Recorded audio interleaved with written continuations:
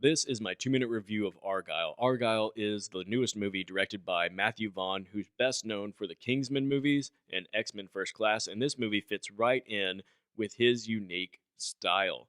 This movie has a loaded cast: Sam Rockwell, Henry Cavill, Bryan Cranston, Catherine O'Hara, John Cena, Samuel L. Jackson, Ariana DeBose, Dua Lipa, Bryce Dallas Howard. Clearly, a lot of people want to work with Matthew Vaughn.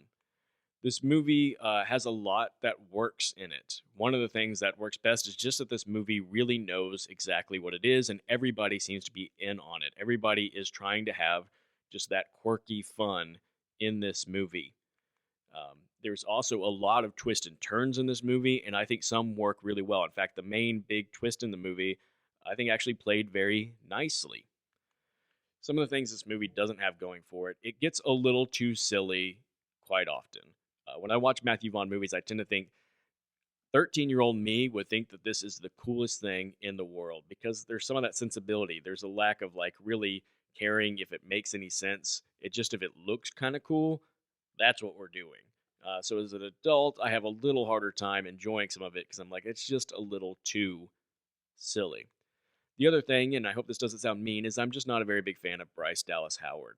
I just don't think that she's that charming on screen.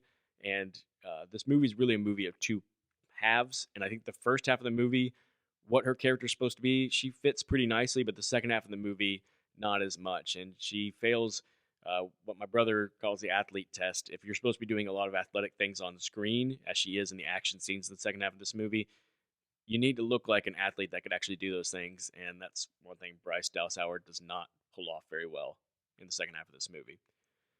In the end, it's a movie that I'd call enjoyable, but I think it's ultimately forgettable, which I think is kind of the Matthew Vaughn specialty.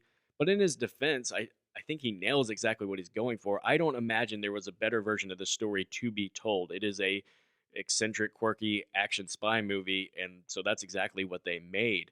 In the end, I'm going to give this a solid B. If you see it, I would love to know, what do you think?